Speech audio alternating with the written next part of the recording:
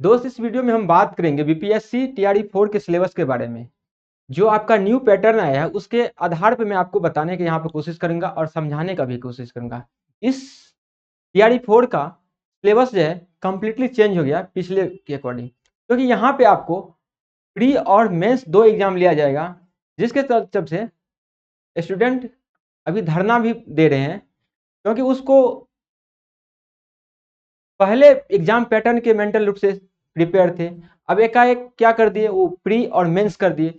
तो यहाँ पे एक टीचर बनने के लिए आप एसडीएम लेवल के एग्जाम ले रहे हैं, तो ये स्टूडेंट को लग रहा है कि ये सही नहीं है हमारे लिए, तो वो अपना हक के लिए मांग कर रहे हैं। और इस बात के लिए मैं भी समर्थन करता हूँ कि ये उचित नहीं है। हालांकि हम लोग गवर्नमेंट के अगेंस्ट में तो जा नहीं सकते हैं, जो उसका रूल आएगा उसी के अकॉर्डिंग हम लोग को भी चलना चाहिए। तो आप इसलिए इस उद्देश्य से आप तैयार भी रहिए अपने एग्जाम को पॉइंट ऑफ व्यू लेके। तो चलिए हम अभी एक एक करके बात अभी इसमें करेंगे।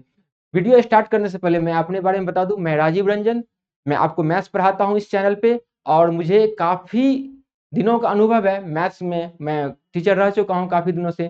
तो आपको मैं बहुत अच्छे तरीके से गाइड कर लूँगा मैथ में, और बहुत ही अच्छा स्कोर भी कर लूँगा, क्योंकि मैं एसएससी सीजीएल का एस्पिरेंट रहा हूँ। उसमें मैं 200 में 197.5 और 90 में 86 और 50 में 50 और प्रीलिम्स में मैं स्कोर काफ़ी बार कर चुका हूँ सीजीएल में। तो उसके आधार पे आपको थोड़ा सा भी डाउट नहीं रखना है। तो चलिए हम प्रीलिम्स के बारे टीआरई 4 प्रीलिम्स का सिलेबस के बारे में जानते हैं 1 to 1 करके। सबसे पहले हम आएंगे इसके सिलेबस पे, देखेंगे ये हमारा सिलेबस है दोस्त, और इसमें आपको बताएंगे कि प्रीलिम्स में एग्जाम की पैटर्न क्या रहने वाली है। ये सारा का सारा मैं आपको जानकारी देता हूँ। देखिए देखिए सब्जेक्ट में आपको जनरल स्टडीज करके आएगा, ठीक है। उसमें आपको बहुत सारे सब्जेक्ट रहेंगे, आगे हम इसके बात करेंगे विस्तृत में। और प्रश्नों की कुल संख्या आपका कितना रहेगा, 150 रहेंगे, और कुल अंक जिसके लिए आपको निर्धारित किया गया है 150 मार्क।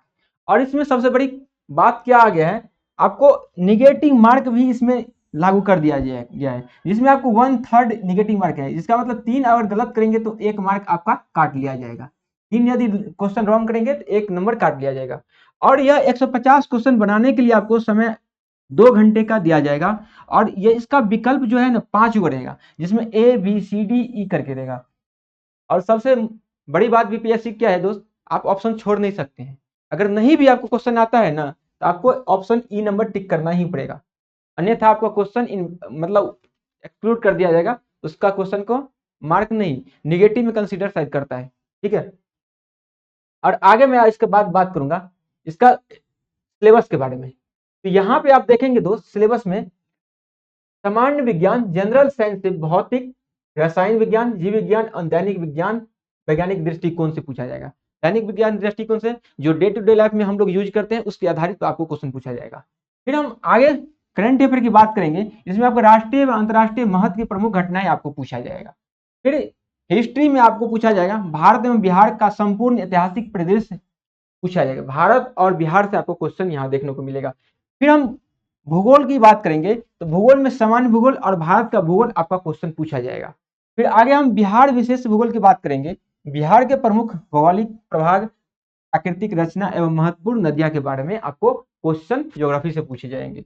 भारतीय राज्य व्यवस्था एवं अर्थव्यवस्था की बात करेंगे, तो संविधान, शासन प्रणाली, भारतीय अर्थव्यवस्था आपका यहाँ से क्वेश्चन देखने को मिलेगा। फिर आगे हम बात करेंगे बिहार की अर्थव्यवस्था, स्वतंत्रता के बाद बिहार की अर्थव्यवस्था में प्रमुख परिवर्तन जितना भी हुआ है स्वतंत्रता के बाद, मतलब 1947 के बाद जो भी इसमें चेंजेस आए हैं उस पर आधारित आपको क्वेश्चन पूछे जाएंगे, ठीक है। उसके बाद भारतीय राष्ट्रीय आंदोलन की बात करेंगे, यहां से आपको क्वेश्चन रहेगा 1857 से लेकर 1947 तक का स्वतंत्रता संग्राम में एवं उसमें बिहार का क्या भूमिका रहा है, इससे आपको क्वेश्चन पूछा जाएगा, ठीक है। आगे बात करेंगे गणित एवं रीजनिंग से आपको क्वेश्चन पूछे जाएंगे। ये आपका सिलेबस है, और ये सिलेबस पूरे का पूरे बीपीएससी पैटर्न को फॉलो कराते हुए आपको दिया गया है, और उसी आधार को उसी को बेस मान के आपको तैयारी करना होगा, तब जाके आपको उस लेवल की तैयारी हो पाएगा और उस रेस में आ पाएंगे, ठीक है। क्योंकि जो बच्चा बीपीएससी की तैयारी कर रहे हैं उसका तैयारी तो बहुत ही अच्छा होगा, तो उसको आपको कंप्लीट करना है, जिसके लिए आपको काफी ज्यादा मेहनत करने की जरूरत है, ठीक। अब आगे हम बात करेंगे, इसके लिए आपको क्वालिफाइंग मार्क भी रखा गया है। पहले ऐसा कुछ नहीं रखा गया था क्वालिफाइंग मार्क, लेकिन अब जो है आपको क्वालिफाइंग मार्क मिनिमम आपको लाना ही पड़ेगा। देखेंगे जनरल के लिए आपको 40%, इसके लिए आपको 60 मार्क, क्योंकि 150 का 40% आप निकालेंगे तो 60 मार्क होता है, तो आपको 60 मार्क लाना अनिवार्य है यूआर के लिए। फिर बीसी के लिए बात करेंगे 36.5, इसका मतलब 54.75 मार्क आपको लाना है। ईबीसी की बात करेंगे 34% नंबर आपको 51 मार्क लाना पड़ेगा। एससी एसटी की बात करें तो 32% 48 नंबर लाना पड़ेगा। और सही सभी वर्ग महिलाओं के लिए आपको 32% नंबर लाना है, जिसका होता है 48 नंबर आपको अनिवार्य रूप से लाना होगा, तब जाके कॉपी का इवेल्युएशन होगा। फिर पीडब्ल्यू की बात किया जाए तो पीडब्ल्यूडी की बात किया जाए तो 32% मार्क, उसके लिए भी 48 मार्क आपको लाना अनिवार्य है। ठीक है, अगर इतना नंबर आप नहीं लाएंगे तो आपका कॉपी चेक नहीं होगा, इवेल्युएशन नहीं होगा, आपका रिजेक्ट कर दिया जाएगा। फिर आगे हम बात करेंगे एज की। तो दोस्त एज की बात करेंगे, प्राइमरी एंड मिडिल स्कूल के लिए आपको न्यूनतम 18 वर्ष है, और सेकेंडरी सीनियर सेकेंडरी के लिए आपको न्यूनतम 21 वर्ष है। और फिर जनरल में मेल के लिए आप देखेंगे अधिकतम उम्र 37 वर्ष है, और BC EBC male and female दोनों के लिए आपको अधिकतम 40 वर्ष दिया गया है एज कैटेगरी के हिसाब से। जनरल फीमेल के लिए बात किया जाएगा तो अधिकतम 40 वर्ष है, उसके बाद एससी एसटी मेल फीमेल दोनों के लिए अधिकतम 42 वर्ष है, और ट्रांसजेंडर या थर्ड जेंडर की बात किया जाए तो 42 वर्ष यहाँ पे आपको दिया गया है। ठीक है, इसका कट ऑफ देती न्यूनतम हेतु कितना, 1/8/2026 एवं 1/8/2024 के बीच में होनी चाहिए, ये है आपका। फिर आगे हम बात करेंगे आपको क्वेश्चन डिस्ट्रीब्यूशन क्या रहने वाले हैं। ये जो पिछला बीपीएससी एग्जाम से जो हो रहा था उसके आधार पे मैं आपको बता रहा हूँ कि इसमें आपको किस तरह से आपको पूछा जाएगा। तो देखिए, सबसे पहले हम आपको बता देंगे कि जनरल साइंस में आपको क्वेश्चन जो पूछा जाएगा, सामान्य विज्ञान में 25 से 30 मार्क आपको क्वेश्चन पूछा जाएगा। ठीक है, उसके बाद current affairs national plus Bihar special की बात किया जाए तो 25 + 30 क्वेश्चन आपको यहाँ से मार्क पूछा जाएगा, क्वेश्चन पूछा जाएगा। ठीक है, उसके बाद हिस्ट्री में आपको इंडिया प्लस बिहार हिस्ट्री की बात करेंगे तो यहां से दोस्त आपको 25 से 30 क्वेश्चन आपको पूछा जाएगा।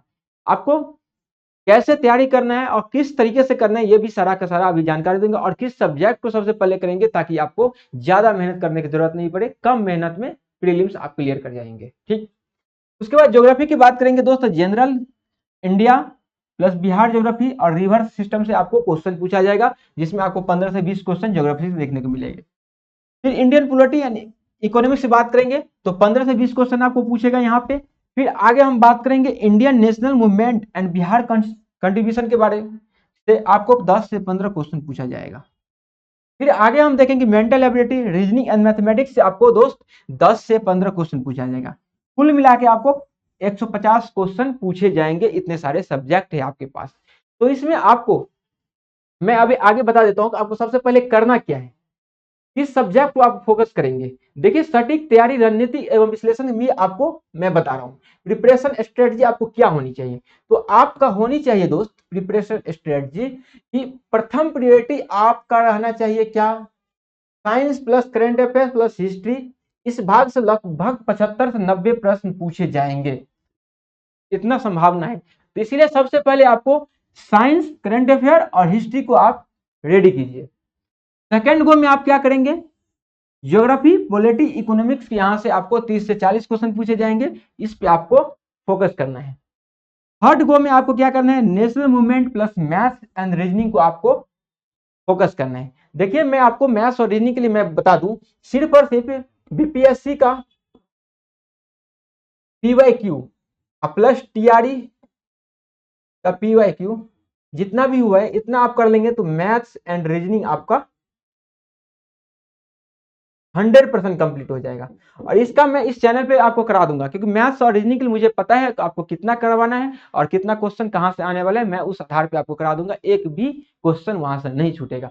इसके लिए आपको इस चैनल को सब्सक्राइब करना होगा, और डिस्क्रिप्शन में टेलीग्राम का लिंक है, उसको भी उसमें भी जाके ज्वाइन कर लीजिए, ताकि कोई भी आपको जानकारी देना होगा तो मैं वहां पे शेयर करूंगा। तो ये सारा का सारा आपका जानकारी है। ठीक है,